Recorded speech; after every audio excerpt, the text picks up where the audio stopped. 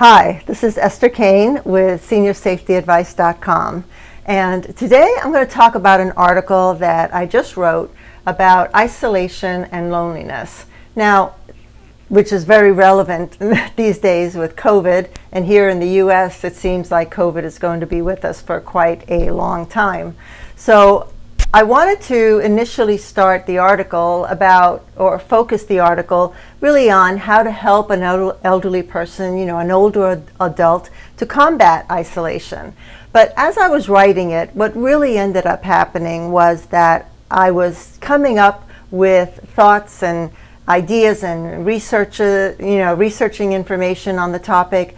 And what ended up is that the article is really for everyone. It doesn't necessarily have to be just for an older adult. So if you're finding yourself, more and more isolated as you're trying to sequester yourself to be safe, and before you know it, 3 days, 4 days, a week or so go by, and you haven't seen a living soul except maybe through your window or Zoom, you can definitely start feeling that isolation. So I came up with 5 sets of activities, and I'm going to go over them. So before I do that, if you like this video, give us a thumbs up. Of course, subscribe to our YouTube channel. We try to put out a video every single week. And leave us your comments. We'd love to know what you think of the video and any ideas that you may have, and also any new topics that you would like us to cover. All right, so the 5 activities or sets of activities that I came up with are basically 1, purposeful activities, and I'll go into that in just a little bit. And number 2 was pets, of course. If you've seen my videos, you know that I have some pets, and we'll go over that in a little bit. Schedules are very important especially when you're living alone, and it really helps to combat isolation, but we'll go into that.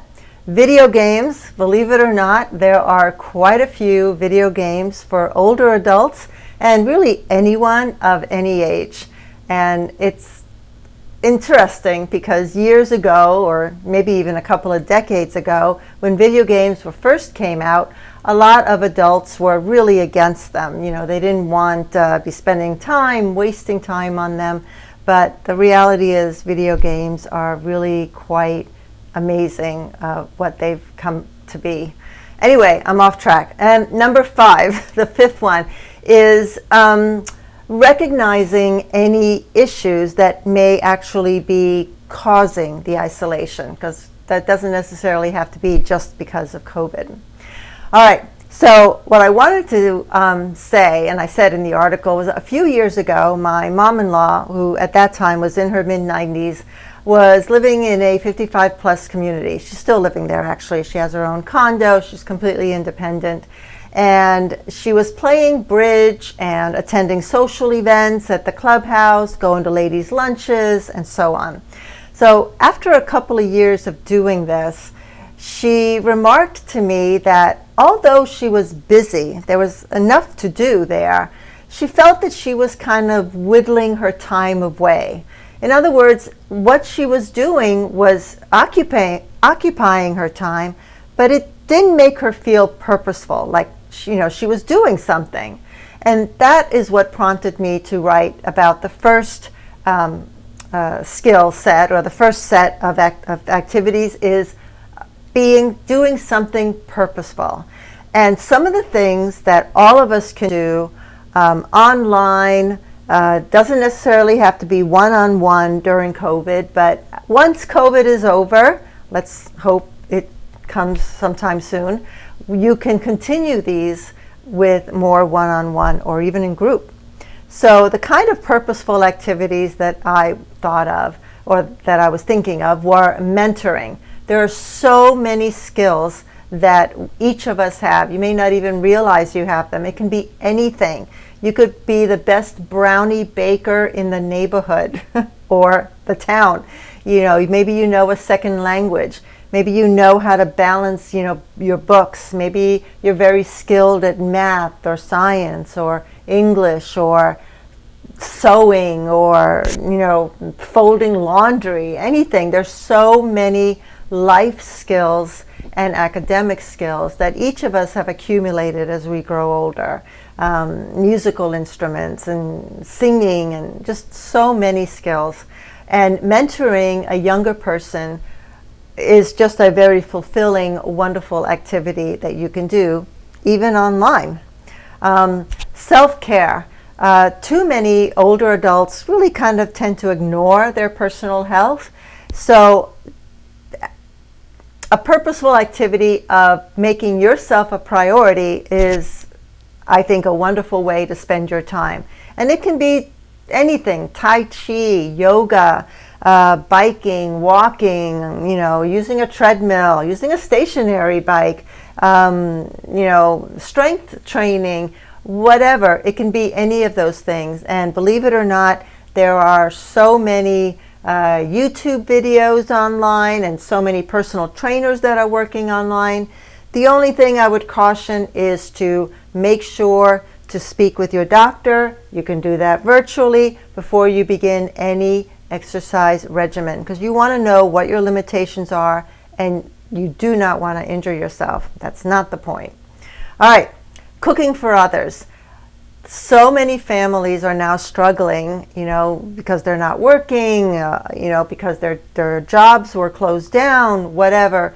What a wonderful gift, what a wonderful thing it would be to cook for others. It could be your neighbors. It could be someone your neighbors know. It could be an organization like a women's shelter. During COVID, there's been such an increase in domestic abuse because these victims are now basically trapped in the homes with their abusers. So let's help out these organizations that are helping others. And what better way to do it than through food? I personally love cooking and eating, so it's just a wonderful gift, and it's a wonderful, purposeful activity. Another great purposeful activity for yourself is education.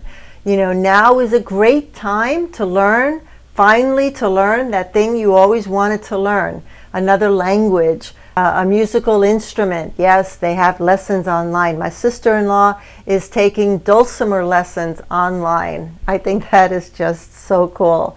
There's so many wonderful things that you can learn, and there's so many different academies online that you can do it with, and very inexpensively and sometimes even free. So check it out. Volunteering also. It is safe and possible for seniors to participate in a volunteer activity. I highly encourage it if you can do it.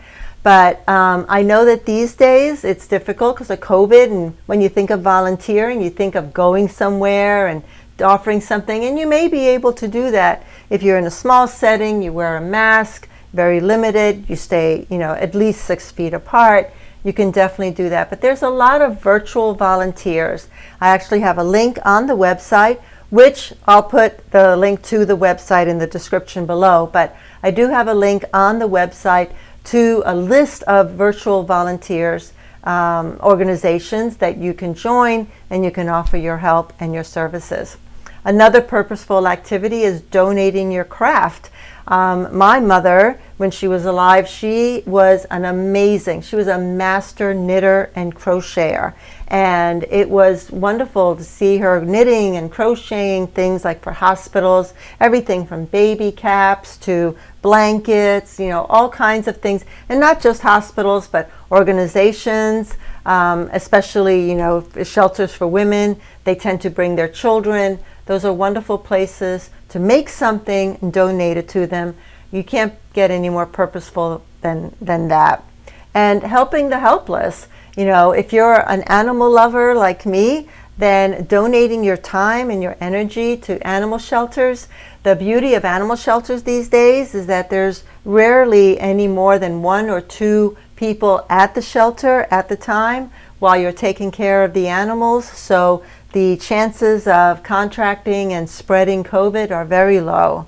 So contact your local shelters, see if they need any help. And, if you love animals, there's nothing better and nothing makes you feel better than having that companionship, with that animal, even if it's just at a shelter. So those are the purposeful activities that I came up with. Of course, you can check on, for more information on each of those in the article. But if you have any ideas, let me know.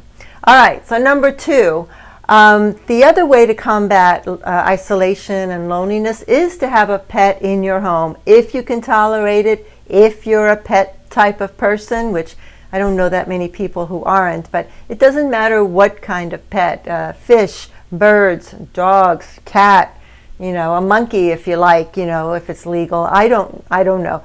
Whatever will give you that sense of satisfaction, because the one thing about having a pet is usually, I'm thinking of dogs and cats and birds actually, but one thing that they do is they give you unconditional attention and love, and they give you a purpose. I mean, you have to feed them. You have to take care of them if you're a loving and kind person. I guess you don't have to, but hopefully if you have a pet, you do feel obligated to do that. And that helps you to get up and get going. I know after my husband passed away, having a pet was some days the only thing that got me out of bed. So it's important. I know that it can really help you get out of your shell. So consider it if you don't have one. If you do have one, consider getting another, as long as they get along. Scheduled calls. I call my mom-in-law every Sunday morning. And honestly, I think if you have a family and you can't see each other, but if you can have a scheduled day, one person calls every Tuesday, another one every Wednesday, another one every Thursday, whatever, however you do it, I think it's wonderful to look forward to it. I know my mom-in-law says she looks forward to my calls. I certainly look forward to speaking with her on Sundays. So set that up. It's a great way to help someone who's isolated. And, that would be a wonderful thing to do, even for someone that you're not related to. Like if you know that there's an older adult living in your neighborhood and they're alone, it would be great to set up a scheduled call with them and just to chat, gossip about the neighbors, anything. Okay, video games. I love video games. I know I'm a little geeky, but I absolutely love video games. I love the challenges that they present. I love, they're not easy by any means. They're difficult to do, some more difficult than others, but they're very, very challenging. And there's so many video games now that you are playing against another person. Of course, they're not in there with you. They could be anywhere in the world sometimes, but it's a wonderful way to connect, especially if you're a very competitive person. Because I can tell you that when you play a video game, if you do have any sense of competition in you, all you want to do is win. You want to beat that monster, you want to win that race, whatever it is. And if you're competing against another person, that's even an added competition. So it's a great way to get those kinds of juices going, which I think are so important. It seems like it's an isolating activity, but it doesn't feel isolating when you're doing it. So if you haven't tried video games, I encourage you to do it. There are quite a few games out there specifically for seniors, so check it out if you're in that age group. All right, not everyone is isolated because of COVID or that. Some people are self-isolate because of medical and or mental issues, depression, anxiety, incontinence, joint pain, back pain, foot pain, dry eye syndrome. If you have dry eye syndrome, especially severe, it's very difficult to go out in the sun. So any of those issues and others also may prevent someone or you from wanting to go out. So I would encourage you to speak with your doctor or doctors and to get these issues addressed. And if you're a family member trying to help someone or a friend who's trying to help someone who is isolating, don't be afraid and don't be shy to ask them about any of these issues, because most people do want to talk about what is going on with them, and just simply by asking, they may go ahead and tell you, and you may open up a can of worms, but that is the beginning of starting to help someone. And just like an alcoholic, not going to get out of isolation and being in your home if you don't initially admit as to why it's happening. If it is one of those, if it is a physical and or mental issue.